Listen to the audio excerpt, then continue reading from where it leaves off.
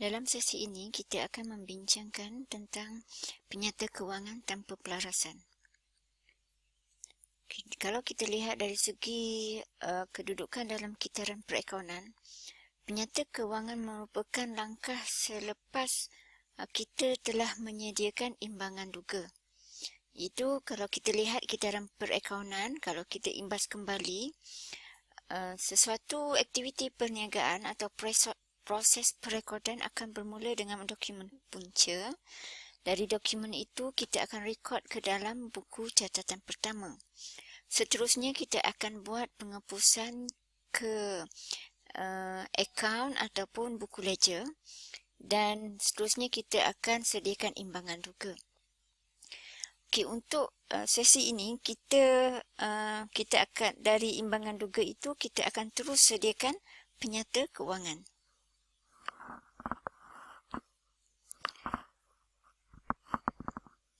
Okey, penyata kewangan dalam kursus ini, kita akan fokus kepada dua kategori penyata yang paling asas, iaitu penyata yang disediakan untuk mengira untung atau rugi perniagaan, dan yang kedua ialah penyata ataupun laporan kewangan yang disediakan untuk mengetahui kedudukan kewangan.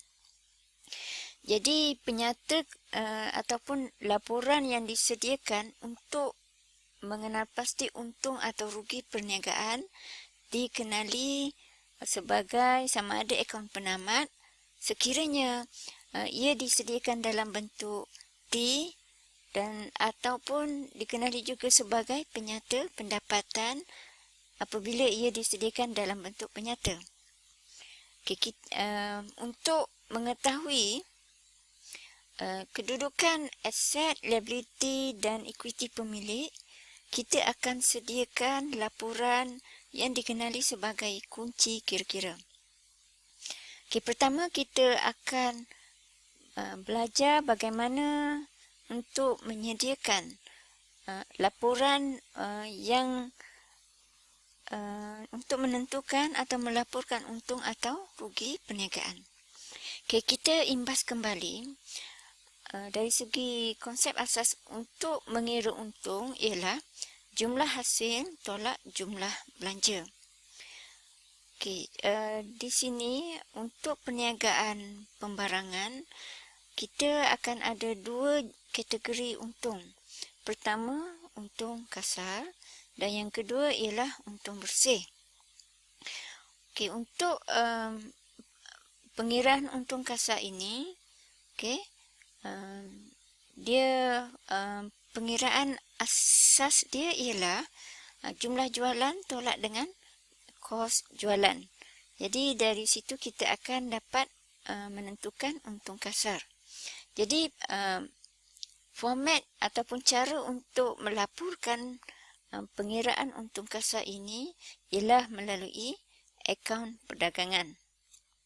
Manakala untuk mengira untung bersih ataupun rugi bersih, dia berdasarkan kepada semua hasil yang diperolehi oleh perniagaan tolak dengan semua belanja selain daripada yang telah diambil kira dalam pengiraan untung kasar ini.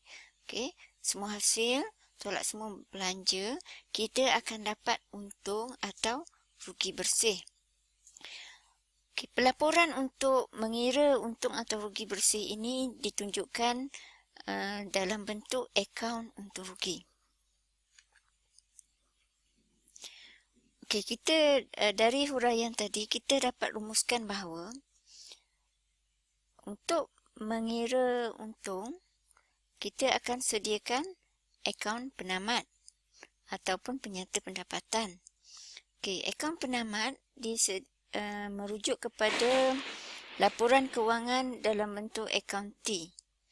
Iaitu ia dalam bentuk T iaitu ia terdiri daripada akaun perdagangan untuk mengira untung kasar dan yang kedua akaun untung rugi untuk mengira untung bersih. Kita perlu sediakan akaun perdagangan dahulu, baru kita boleh menyediakan akaun untung rugi. Jadi akaun penamat ini biasanya dia akan disediakan pada akhir tempoh perakaunan.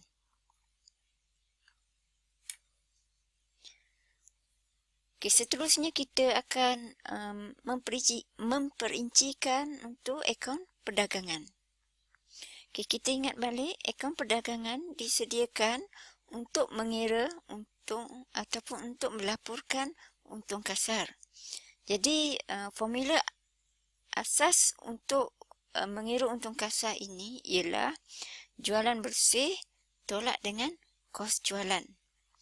Bagaimana kita nak mendapatkan jualan bersih?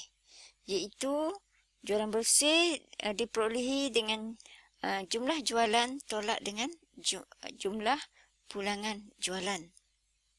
Manakala untuk kos jualan atau juga dikenali sebagai kos barang dijual, dia terdapat 3 komponen utama, iaitu stok awal, kos belian dan stok akhir. Jadi, pengiraan untuk 3 komponen utama ini ialah stok awal campur dengan kos belian dan tolak stok akhir. Sekiranya stok akhir itu diberi 2 nilai. Satu nilai kos dan satu lagi adalah nilai pasaran. Maka kita akan menggunakan kaedah takap, iaitu terendah antara kos atau pasaran.